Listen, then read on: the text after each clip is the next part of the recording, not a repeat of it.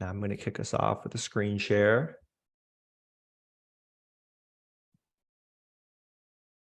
Awesome, everybody. Well, like I was mentioning earlier, super appreciative and excited to have everyone here today, especially at the end of Q1. So this is going to be a good one. I'm excited to welcome our friends to the building, Thomas in the house. And today we're really going to be talking about building creative to scale brands on social. And he's the right person to talk us through this stuff.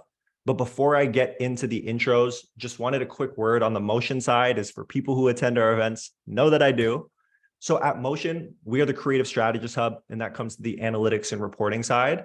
And why we do what we do is because since iOS 14, the creator economy, we know that creative has become mission critical, meaning it's the most important part of your paid advertising strategies.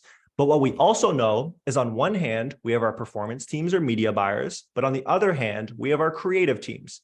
And what's happening there is there's almost a natural disconnect that's created. On one hand, we have the analytical brains, live in spreadsheets, do what you need to do. Where on the other hand, we have our creative folks, more conceptual, right? So that natural friction where we want to operate is try and bridge that gap by following this, what we call the creative strategy flywheel, which we'll dive into. And how Motion is able to enhance this process of the creative strategy flywheel is by making it easy to analyze, visualize, and then share these results amongst everybody involved. And from a housekeeping standpoint, I always say this, but questions you have, like Thomas had mentioned, please throw those into the chat. And one thing I want to mention is, of course, we're going to hear from Thomas around like answers to those questions, but everyone in our creative strategy community is super tight knit. And I know you all know your stuff too. So if you have opinions, please offer your thoughts to some of the questions that come in as well. And then the final thing that I do know, and I know I saw a couple of things come in the chat, is just on the recording end. This will be recorded. Anyone who has registered will receive this recording. So no worries. We've got you covered on that front. Okay, sweet. So without further ado, I am very excited to welcome Thomas to the party today. Thomas is absolutely incredible. What can I say about this guy, man? Thomas is the co-founder and managing director of Sapphire Studios. Sapphire Studios is one of the biggest, well, TikTok partners, first of all, but in terms of producing UGC style creative for their clients, they've worked with brands like Adidas, Fabletics, to name a couple of them, and they're consistently pumping out creatives that are getting allocated more than 8 figures in spend, which means a ton of money coming your way from that. And then Thomas, on a personal level, he's a Forbes 30 by 30 recipient. He does his thing, but I just wanted to welcome him to the party, and everyone in the chat, can we show him some love just to kick us off, please? Welcome. Thank you. Glad to be here. Sweet, Thomas.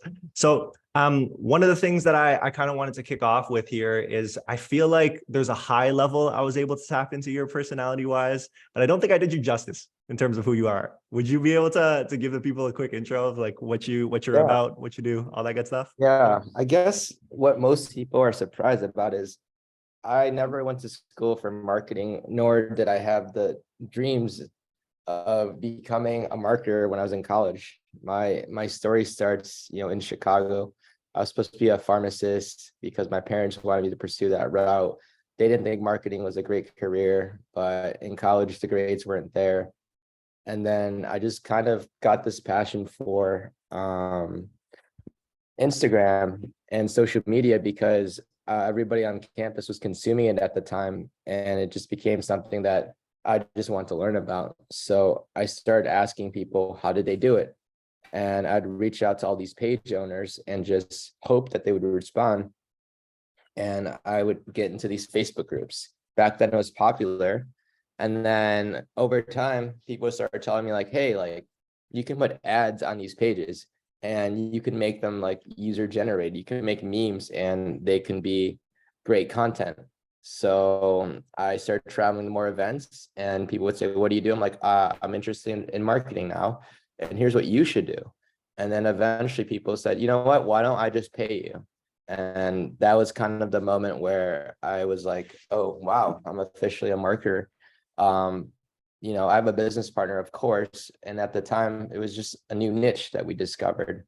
So that was kind of like my introduction to content. And the other fun fact I'll throw is while I was starting the company, we didn't have that revenue in the beginning, nor trust. It was always just find people to give opportunities, and hope that, it could lead to something. Because back in Chicago, I was working at my mom's nail salon, which many people don't know, after college. So working there, I had to learn like the pedicure, manicure, and all those fun stuff that you would anticipate post-college life would be like.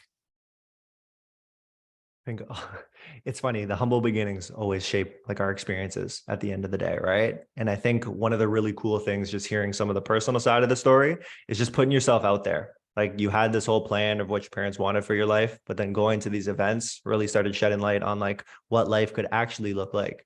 The same way that a lot of people join these events to learn from people like yourself, right? So it's super cool to see how that story builds. So now you're at a spot where you've been able to create that business with your business partner. You are now seeing some of the money start to dive in, and it's like created that new niche like you were talking about. Like when things started out, like what did creative strategy mean to you? And was that even something that was ringing in your brain? Yeah, I can kind of walk through when we decided to focus on making creatives for ad platforms. And the reason we started doing this is because we were doing a lot of performance campaigns and working with a lot of theme pages / influencers.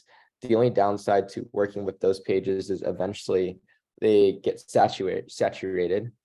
And in paid advertising, as you have new creatives, you put more ad dollars, you can reach a new audience.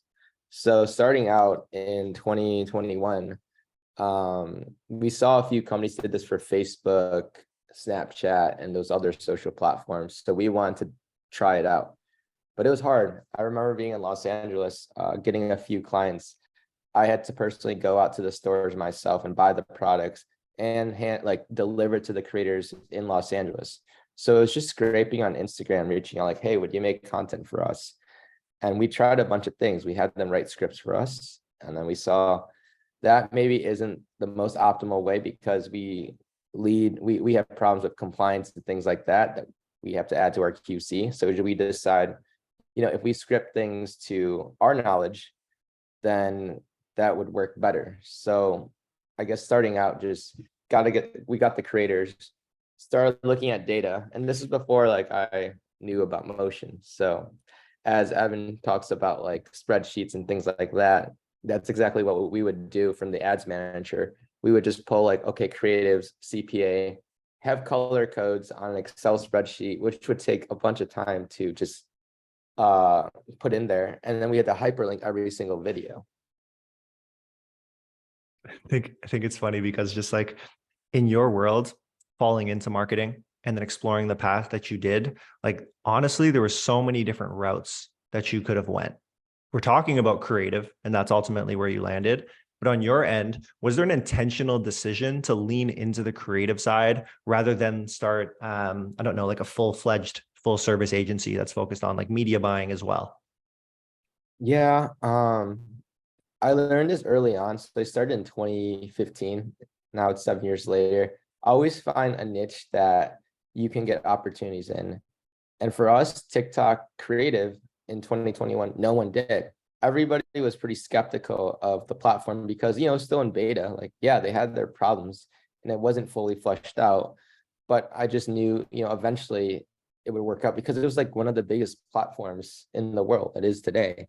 So that meant finding the clients to give us that case study, because without a good case study, you can't reach the big brands. Today we have like the Amazon, Smile Direct Club, and all those you see on our website. But oh yeah, back then, like just knocking on doors, that's the equivalent of what we were doing. And we were doing it for free.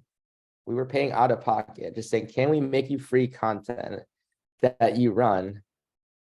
And some people would say yes. And then some people would say yes, receive the content, not run the ads. But that was part of the journey. And who was the squad at that point? Who was like, okay, yourself knocking on the doors, but actually shooting some of this stuff, putting it together and developing that style? Yeah. Well, we live in downtown LA. So it was like me, business partner, and probably like we had a team of like 10, probably full time. And previously, again, we did performance marketing, which we were good at. But the content side, it was just scrappy, like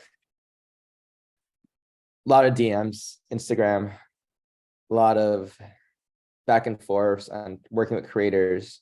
We even had a shoot in the LA apartment one time, and we learned that, it was hard to do that because it took a whole day and it costs, a good amount to have so many people in the house shooting high-end ads. So the easy route was UGC, they shoot it, and we produce it, which meant we edited the videos. Love it. I love it. And if we take a step back now, like being in 2023, I always want to say 2022. I don't know why my brain hasn't adjusted yet, but being in 2023 here, why is it more important than ever for creative to be the main focus, rather than anything else? Well, without creative, you can't tell your story when you're running paid advertising campaigns.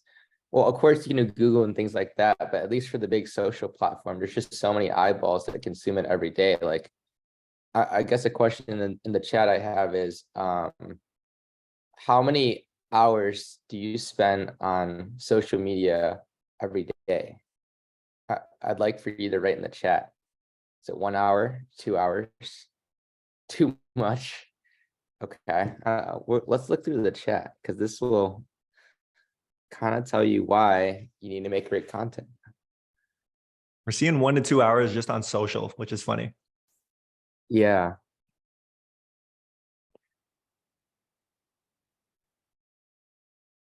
Yeah, so I'm just gonna say the majority of the people spend a bunch of their free time on the social platform. So it's important to find ways to communicate to them in a way that doesn't seem like, you don't want to be too salesy. I guess now we're talking about content, because that won't get someone to like want to buy something or join a rising platform. And then on your end, like speaking to like the team side of it again. So it was a small, scrappy team. Now the team has really grown to start to build it out. And really everyone on your side is very creative oriented and creative lead and can speak to the content, can speak to all that good stuff. Right. But then speaking to the nice brain icon that I showed a little bit earlier, on your end, do you believe it's important for analytical types like media buyers to become a little bit more creative? And then the same question on the creative side. Do you think it's important for creative team members to understand the analytics a little bit more? Yeah, I guess on the paid side, if you're the one adjusting the ads every single day and you don't know creative, I would highly recommend you start digging into all the creatives and learning really fast, because you need to know what works and come up with theories for your team to make content that is similar to what you think works. And on the creative side, if you don't know analytics of like what your CPA is, now if you don't know the CPA, it's okay. That's why we're here. It's a cost per acquisition. So if you run an ad and you spend $1,000, you get 20 purchases, your CPA is now $50. And you need to understand if $50 is healthy for the business or not healthy. And if you see that that $50 rises to $60, $75, well, you should probably, relook at the data and see, why is your CPA rising? And now sometimes CPA rises because it's the economy, like if it's Q4, everybody's spending, or also your creative can burn out. So back to your question, yes, I think it's key for both sides to understand one another's POV, point of view. For sure, for sure. And then transitioning a little bit like from the general, I wanted to talk more about trends that we're seeing. And the main reason why is like at Sapphire, you were cutting edge, right? Like being able to identify that need for TikTok creative. So when it comes to the creative side of things, what are some trends that you're seeing be really successful, or like what's about to take off that others might not be aware of? Yeah. One thing I want to add is a lot of people, well, in the early days, they would say, I want this dancing trend on my product. And I personally believe that, trends are great for organic reach, but it's not always going to be what sells your product.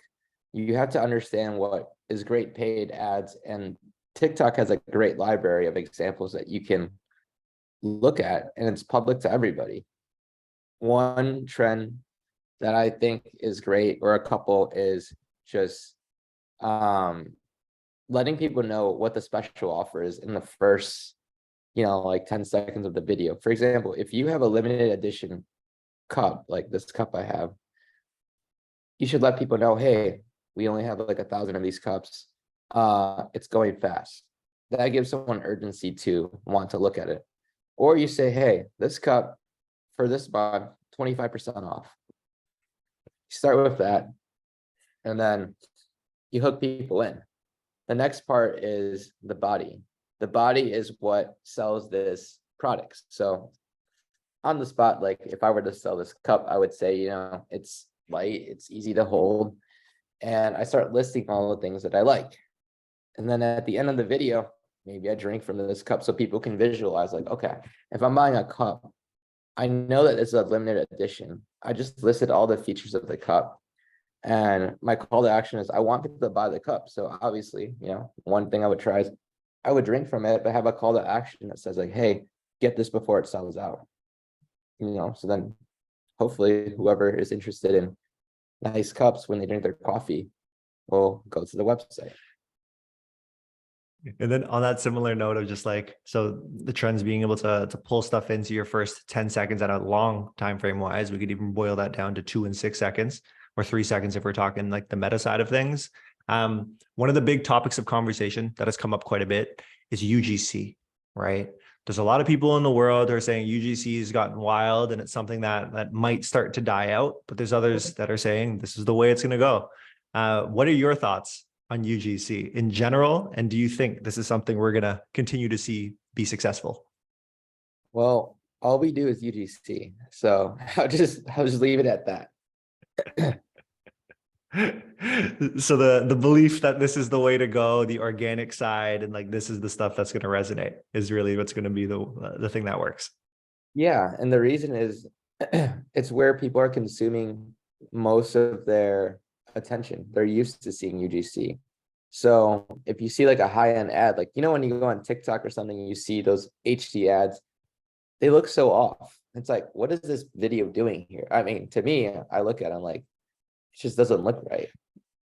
That's why when you see movies and stuff now, you start seeing those like voiceover, like green screen, and it's looking less professional because brands are starting to understand like, hey, like what we used to do on traditional television is not going to convert or get high views on these platforms unless they just want to spend a ton of money.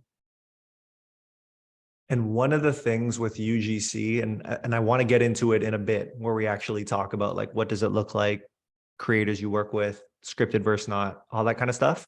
But before we even get to the point of shooting, like we like to think of it as steps that you follow to ultimately like produce the best performing creative possible. So what I'm curious about is just this initial research that might be going into what you're going to develop with the brands that you work with, right? So on your end, on the research side of things, where are you and the team spending your time to learn about the brands? When we get a brief from a brand, we typically ask them about their previous performance. So during the research, we need to know what creatives have they used, what is their targeted CPA, what's great, what's bad, what has been your relationship like with other agencies, so that we can be better. Because if we're not better, then how can we serve the clients? And at the end of the day, our goal is to drive down the CPA so that the brands are happier and can spend more. Because in that situation, well, TikTok's happier, brands happier because they're making more money, and then it gives us opportunities. So it's really key to learn those numbers and metrics and creatives that have worked in the past. For sure. So on your end, is it traditionally like the brands that will provide like, hey, this is a top performer, or like, I really like how this creative looks, let's use that as our inspiration on what we make? Sometimes they may have ideas, but then also I like to remind brands that, hey, we have a background now, and what we're seeing is this is what's working. But if they really are strong on testing something, we're like, okay, how about we like do half and half? Like, let us give ideas that we think will work, and we'll test your ideas too. But the reason I say is we're open-minded because they can be right, and we can also see something that maybe we haven't seen before. So we're never like, okay, this is not going to work. We let the data speak. And the other thing about marketing in the beginning is we let brands know, it takes time. Like, give us a few rounds to get it right. One round won't just like solve everything. There's so many creative ideas, and for brands who just expect immediate results, I'm like, I don't know if that's the right approach when working with our team. And with those rounds that kind of take place, like it's interesting. I know I'm switching a little bit of gears from research to a different section here, but when it comes to the size of brands, and size can be interpreted in different ways, the amount of money, the amount of spend, all that kind of stuff. Like, are you putting together traditionally different plans based on how much spend is going into these ads? Yeah. Okay. That spends a huge factor. Like, because for example, if you have a 100K monthly budget versus a 10K monthly budget, you're comparing like two things left to right. Like, yeah, so it is different based on budget. See, man, sweet. And I think like to switch up now from conducting a little bit of research, moving to your ideation and like trying to determine what this thing is going to look like. On your end, you spoke a little bit about it. So brand might have ideas, your team has ideas, and you meet in the middle. But like when rubber meets the road, how are you and the team determining what you're actually going to make for a specific brand? Well, luckily for our team is because of all the brands we work on, we kind of have a library of, let's say a beauty brand comes in, we just go control F in our database, look at the beauty brands that we've worked with, and we get inspiration on what has worked. But if we didn't have that, well, because we have motion, right? So we can easily do that.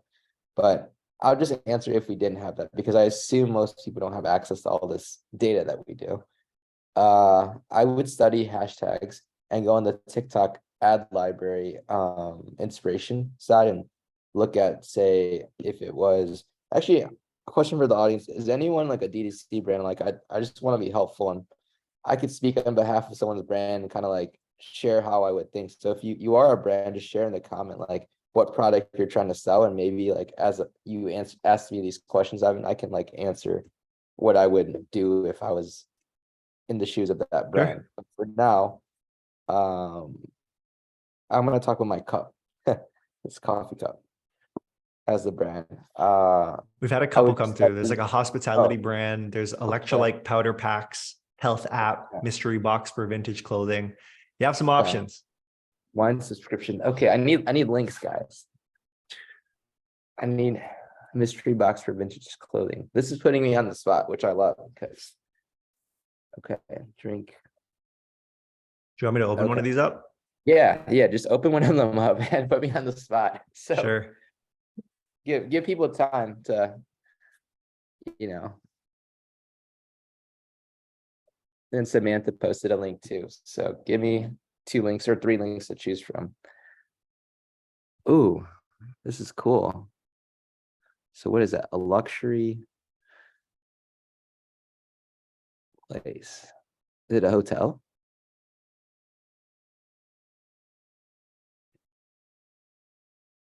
It is. Yes. Where is it located? Yeah, so this is actually like me actually like you're asking about briefing and ideation. Like this is to me literally trying to figure it out. Okay. New Orleans. New Orleans. Okay. Is it a unique hotel or is it like more hotels scattered across the US? See. Seems to be. I'm gonna Boutique let Sam hotel. jump in, but boutique hotel. Okay. Okay. Can I see our story? Okay. Okay. So it's a fancy hotel from what I see.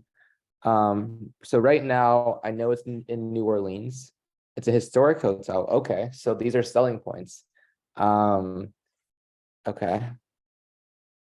Okay. So right away, like I'm researching right now, probably on TikTok, like hashtag New Orleans history so that I can learn more about the culture because I want to know like if we're making an ad for this hotel, That's our selling point. We're selling the history and the experience. The other thing that I'm curious about is like customer testimonial. That's so key for every product. Testimonials is what will sell. So I'm sure you can go on like a Google review and just see all the testimonials, like a Google map.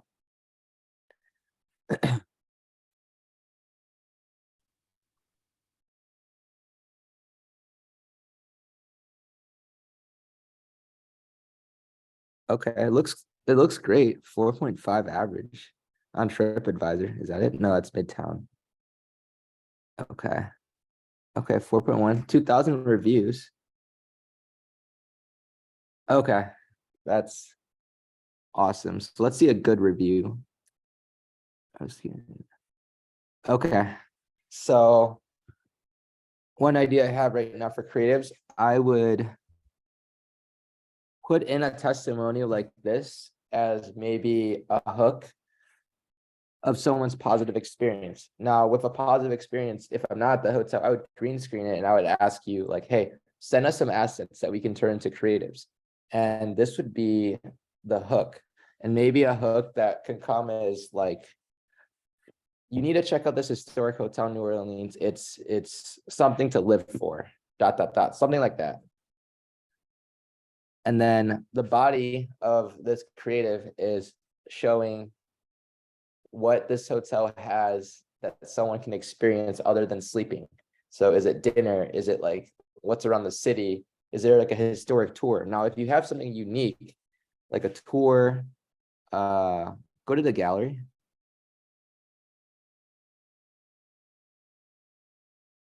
Okay.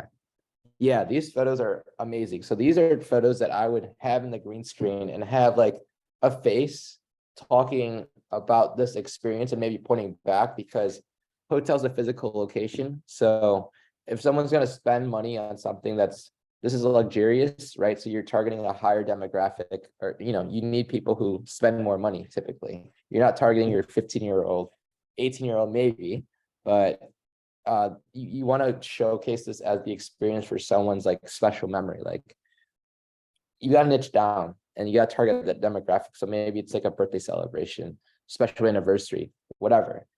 That hooks people in. And at the end, you need a special call to action of what people can expect. So if you have like something that's going to last for a month, you say that at the end so that they know that this is what they can get from the hotel. So you want to go, could you go back to your slides, Evan? Just make sure I covered all the ideation, briefing. Okay, so in the briefing, obviously I would ask, what have you done in the past? What's your KPI? What helps you grow? What doesn't help you grow?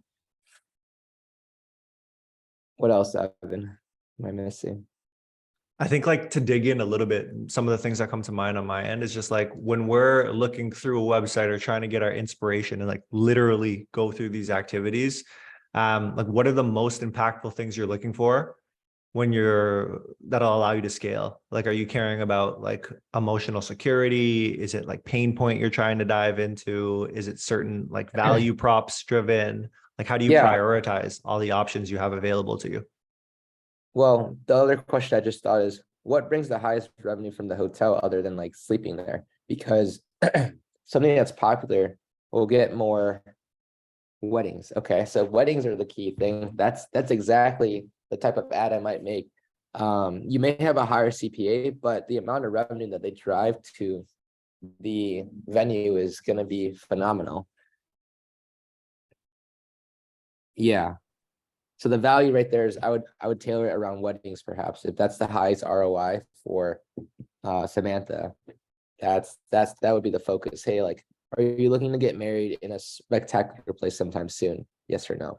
If yes, well, here's the perfect spot that you can celebrate your special memory. Showcase videos, photos, and be like, hey, book a time with Samantha today to learn more before we sell out.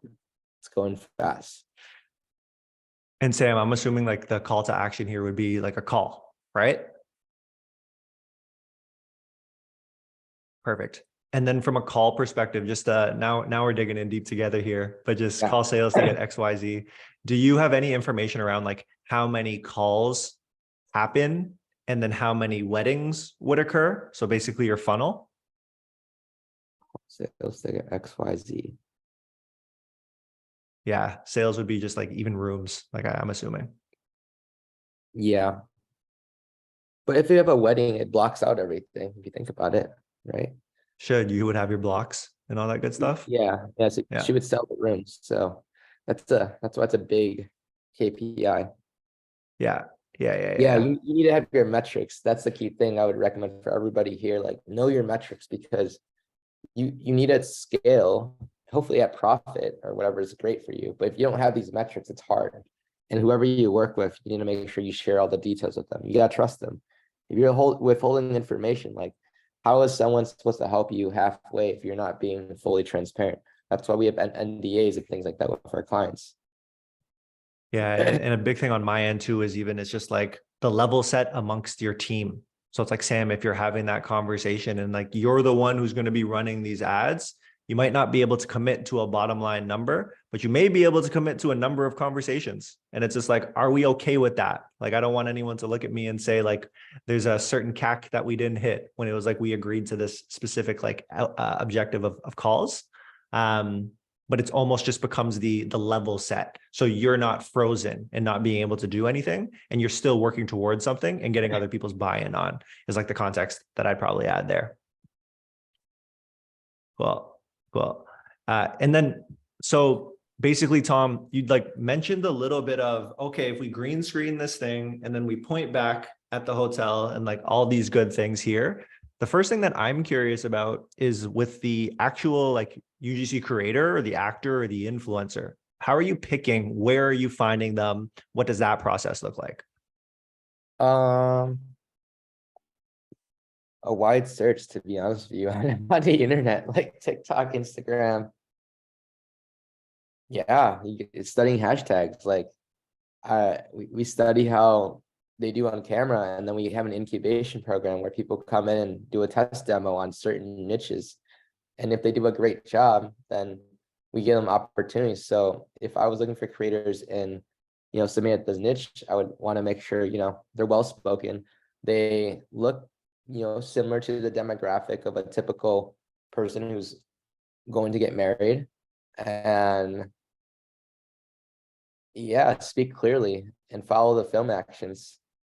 But since this is like, they wouldn't be on place because, New Orleans is so niche, we wouldn't find creators just to show up to the hotel. There's too much logistics. We have people at home like me on my phone and just make sure that, as they narrate the story, it's exciting. They make it seem like a place you want to be there if you are going to get married. So, And are you doing that every time, like studying the hashtags and finding new creators, or does that incubation process that you had referred to, like, is that providing a good roster that you can start to pick from? at the moment, our creator list is awesome. Like, we have more creators that we're looking to get more opportunities to participate in campaigns, because we've spent a lot of time building our network and refining. And right now, like, pretty confident in our roster. But if we didn't have people, like, searching it's very easy for us. For sure. There's no more like me delivering stuff anymore, by the way. I'm not going to stores and delivering to creators. And when you do find those creators, either trusted and you've been working with them, or net new and trying them out, are you traditionally scripting everything out that they would follow? Or are you giving them Yep. freedom? What does that look like? No freedom. The reason is, Yeah. it's just, we have a vision of what we want, and we know what works. Now, creators, I assume, don't have access to data or that experience. They may post a lot of organic videos, which is great, but we're not going after the organic approach when we're working with performance. Our clients want conversions, so we have to do our best job to optimize for everything, including film angle. Like, if I film my phone and I'm like this at my chin, like, you're gonna be like, what is this? So it's like, you got to be very clear to well, how you film yourself. And then how do you, if you're scripting it out, I think I saw Jacqueline also have a similar question in the chat, but like, how are you making them, or how are you making the creators like feel authentic in that sense? And it's not scripted. Like, are they fully caught up on this to speed on the brands that you're working with? Talk us through that process. I guess authentic is kind of like an interesting word because everybody has a different opinion on what authentic is. To us, authentic just means when they record a video, how does it match to some of our previous videos that we like? And one of the biggest meaning of being authentic for us is just excitement. Like if you are marketing, say, pants, like Fabletics, they always say, 2 for $24, you can get shorts, whatever. Something that we focus on is just, we show like one video we have, they're at the gym and they're working out, but the guy's like excited, like he seems happy with the product. Because if people can't portray that happiness in the brands that we work with, then it's kind of hard for the video to do well. Like if I just talk like boring like this and I didn't know what I was saying or look unsure, you're probably not going to like look into the product. But if I look like I'm knowledgeable, like I said with the cup example, then I look like what that person can look like if they bought the product. And in your case, do you have any instances where you'll work with a creator and then they'll deliver something that isn't up to par? Yeah, of course. I mean, at this point, we have thousands of videos. So if we have to make 10 videos, we'll always get like 15 or 16 because something to hedge out for is stuff happens in life, they may be out of town, whatever, product shipment is late. You always need extra videos. Some are, and some aren't great. And that's okay. If they're not great, they may not be invited for future campaigns because we need to optimize on what is a good fit for us. And have you found if there's like any information that you can provide creators with that would reduce the number of those style of videos coming back to you? Yeah, we have like a slideshow that we send out and we're just trying to be better with our creative training. And actually one idea you just gave me is we need to do a webinar like this for our creators once a quarter for those who want to participate and learn, because feedback is key. And I would hope that our team gives great feedbacks to all creators so that no one's left in the dark. For sure. For sure. Another question that came in the chat here is from Roy, and he's just wondering about the quality of production in UGC. Is it ever up to a certain par or lack of that might be of concern? Say it again. So he's curious about like the quality of production in UGC. Is it ever at a point where like it's not the quality that you'd expect because it's shot on an iPhone in someone's home or something along those lines? Yeah. If the iPhone's like an iPhone 8, for example, the quality is going to be like distorted. So yes, the answer is we have a list of people who have sent us great quality videos, and then those are the people that we invite to future opportunities. Because if we get a distorted video, like we can't use that. If the voice is just like muffled, right, and you can hear half the audio, that's not helpful to us. The brands are gonna be like, what is this, Sapphire? Like you guys just you're not making high quality content. Again, high quality doesn't mean like DSLR. It's just visually, can you read and see and hear? And will you have the patience to deliver like feedback in that instance, or would it just be like, good try, like let's try, let's keep it moving type of deal? To who? The creator in that case. Creator. Yeah. Well, we have an incubation process for a reason. So it's like if we're onboarding you send a video that's just not the best. I mean, at the moment, like you may not be invited to, because we invite people based on like what we need. For sure. It's not like a sign up process where you can be like, hey, I want to sign up for XYZ. That would just take too long logistically. Entirely. Okay. And we've spent some time talking about, and I know Lara had this question come through, but we spent some time talking about like that flywheel approach here. And we've really focused on research, ideation, and briefing. And the question that Lara has is, which tools are you using to do the research, create assets, share briefs for creators? and all that project management stuff. Examples she provides are Notion, Sheets, other project management tools. What's the tech stack? CapCut. If you don't have a video editor or you have quick edits, CapCut is a great tool on the desktop. It's okay on the phone, but desktop's way better for you to look at your videos on a bigger monitor. And Motion, of course. Something we've done a lot lately is remixing. If you don't know what remixing is, let's say you have 50 ads. Well, you should probably study the data. One thing I love about Motion is studying thumb stop ratio. And that means, correct me if I'm wrong, but thumb stop ratio just means, is it they view the videos for the first 3 seconds and they go on? Yeah. So that's key. Even if the CPA may be low, I may take like video A and video B, splice things up and just stitch it together so that we have a good thumb stop ratio. And I might take the thumb stop ratio on video B and add it to video A because it's a science. That can increase conversion. Now, if you do those tests, right, and the numbers aren't there, then it could just mean, the video is just not a great fit. So then you know right away, it's like, you don't just make one video and just assume it's bad. You got to let it hit spend, a couple $100 will tell you would see your CPA. And then that is part of remixing. So CapCut, obviously Motion. And we have like our own internal platform, of course, when we work with creators. So that's kind of like our workflow. Like briefs get uploaded there, creators get paid, they upload videos. Our video editor receives the video from there. Similar to it's like a frame.io. With that tech stack in mind, something I'm curious about actually is like you brief a creator and then ultimately you want to get to the place of like completed asset that you can give to the client, they run in their accounts. How long and like do you have SLAs around it? Like it usually takes from like version 1 to VF or version final at that point. Yeah. Once the videos are submitted and our team QCs, we send it to the client. We let them know upfront there are no reshoots. The only types of edits we can give is post-production, which means text or smaller things that we can splice out.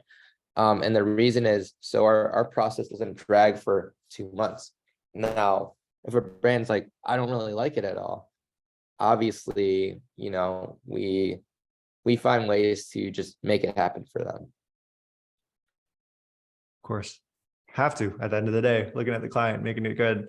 And I guess like in that instance, when you are working with your creators, who's typically doing the editing? Like, is it your team's video editors and you get raw files from the creators that you're then adjusting? Okay. Yep. So sometimes the creator may send in like 5 raw videos because we want them to have different bodies of the video, like different scenes, but we stitch them. And I do want to give some, everyone keep getting your questions in for sure, but I did want to give some love to essentially like the creative analysis section here, because a big thing is we're getting assets into an account where we've conducted research, understanding the brand some more, and ultimately want to make brands more money. But then the analysis side of things, I guess like a question that I saw come through earlier, it's what's your process for creative iteration? Is it the remixing that you spoke about? Is there more to it? What does that look like? For our team, like when we look at campaigns. So you want to know about like how we remix or just like as a brand comes in, or? I guess like creative iteration in general, like if it is remixing and that's one in the same, like cool. But I think I'm also curious about just like, how does your team approach creative iteration in general? Oh, like if a campaign is like maybe a 3-month campaign, and then how do we go from month 1 to month 2? Not like there you go, delivery wise. Yeah. Okay. Yeah.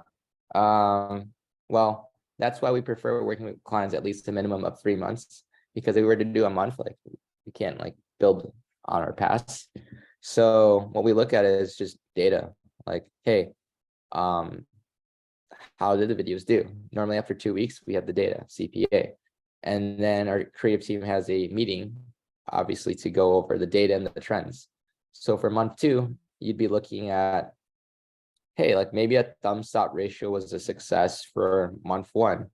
And this video has a great body that converted. So then we might take some of those trends and reproduce them with different actors and do something similar. so that, a video that has performed in the past will continue to do so. Step 2 is we may take some pieces of campaign 1 and add them to campaign 2 for that second month, especially if the thumb stop ratio was amazing, but the body didn't perform. We'll be like, hey, client, we see a lot of good thumb stop ratio where people are engaging. We're going to mix up our body. And then we try it. And the last piece is the call to action, which is like 5 seconds. A call to action is, well, tell them what you want them to do. Like run to the site, run to the store, go eat XYZ brand, Subway, Chick-fil-A, whatever. Works. And for everyone else in the chat, if you have any of those final questions, let's get those in, because like we'll spend the remaining time we have answering some of those. And one of the ones that I see from Jacqueline, who's been great, throwing in some good questions in there, is related to like the creator roster that you have. So her specific question is, do creators have to share information related to like phone devices, so you can actually determine the quality of screening? And I think if I extrapolate that question, is if there is a brand or a team who's looking to onboard creators, are there things that they should be asking to be able to get that context in what's happening? I believe we have like an onboarding deck. So if somebody were to apply to our incubation program, they kind of know what the expectation and what video is of high quality.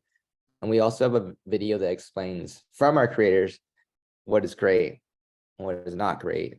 So that's the upfront, like, hey, this is what we're looking for. We'll pay you on your tests. And if the videos don't like match up to what we're seeking, well, they're not going to be invited to future campaigns. Now they can always reach out to ask for feedback. And that's why doing this, like, it inspired me to find a way for our team to do quarterly like webinars like this. I think this is so powerful. And now Roy has a question, but Roy's asking, like, what's the biggest challenge nowadays with UGC? Well, video quality, responsiveness, making sure they're present, they can read the instructions well, especially film angles. Sometimes if we have like a physical location, like a Subway or something, we have to make sure that, they go out to these sites to shoot content. So the challenge can be like, as we have different point of views, like if you're at the gas station or you're in your car, the creators may have to spend more time. So the challenge is finding people who can do that, what we ask. And then building upon that, John has a question and wondering your perspective on, hey, the hook, could it be UGC, but the rest of it, can we introduce more branded style elements? Yeah, that's what I was saying with movie trailers. You can have the high-end videos, but you can also do like a voiceover. You could do a voiceover too and talk over the audio, because that's different. That talks to the TikTok native tone / reels or whatever. That's vertical video. Well, so in that instance, what you would be looking for is like the initial hook itself. It's like, hey, how can we have a specific person, a creator that's going to resonate with the persona that we're going after? But then being able, when you mentioned movie trailer, being able to say like after that first 2, 3, or 6 seconds, it's saying okay, taking Sam's example, like here are some shots of the hotel in action. Oh, yeah. Would you still have the creator overlaid on top of that? Or like what other elements would exist there? I may mix up the voices just so it's not one person speaking the whole time. So I may have like a voiceover, like a narration as the video continues. And with the high def video, I would maybe add in some TikTok optimized text on top of it. So maybe, those bubble text, like especially if it's a hotel for Sam, like video is nice, but you got to fill it up with some optimized, in my opinion, like stuff for the platform. And with TikTok, it's like, great videos typically have those bubble text, TikTok native font. Don't be using like a font that no one's ever seen, because that's like, it's different. You don't want me, you could try it obviously, but you want to kind of do what works sometimes. For sure. And then the last question that I have for the day on my end is similar to like main challenges. I'm almost thinking about with UGC, in your opinion, is there one thing that people aren't considering enough when they are either working with creators, scripting, anything along those lines that they should care about? Uh, I guess if you are new, and then some people they have creative freedom for their campaigns, which is okay. One thing I'll caution is, again, when making the scripts, just know that your clients have limited ad dollars that they need to convert on. If you are going to bet on the creator to make content, just make sure they understand what performance is and just know the difference of organic versus paid. And two, when working with a creator, make sure you write clear instructions. Don't just say this line. If you're asking them to do a green screen, list that green screen, upload it, and make sure you say this is for scene 2. And also to let them know what film angle you would like for them to film in. For example, if you're having like a food or something, like you better say like, hey, make sure you cook the meal and show it, or they're just going to show the box, right? So you got to be really detailed. And that detail, so I think the conversation around, hey, understanding what the goals are, so aligning on you're not just making content, but the goal is to drive money, is huge. So everyone's tapped in there. Are you passing information back to creators and saying like this is what worked well in that dialogue to improve their approach? Yeah, not the performance side, because they Okay. don't need to know that, because we're the ones that are scripting and the whole thing and editing. We let them know feedback on if we receive something and it doesn't match up. We need to let them know what we didn't like. Cool. And as we come up on the hour here, I'm almost curious, Thomas, not even curious, like it's been great chatting. Is there any final words that you want to leave with the audience here? Uh, don't wait too long on your ideas. If you work with a vendor and agency, give them some time. Don't just expect anybody to just walk in there and just get it right the first time. That's not reality. In the past, like we used to do, starter campaigns, 1 month start, but now, I would just ask, if you're the brand, be patient, have a testing budget where you're okay that you may not win immediately because you're testing, and then use platforms like this, tools to save time and optimize. Love it. Amazing, Thomas. Well, thank you so much for all of your time today. I really appreciate it. And everybody who's in the audience today, again, thank you for your time. It means a ton. We will catch you on the next one. Let's say, and throw some emojis into the chat. Thank you, Chantel, everybody in there. Really appreciate your time. It's been absolutely incredible. And if you have any other questions, you can get both Thomas, and myself just with the information I've included earlier in this chat. Thanks, everybody. We'll talk real soon. Thanks. Bye.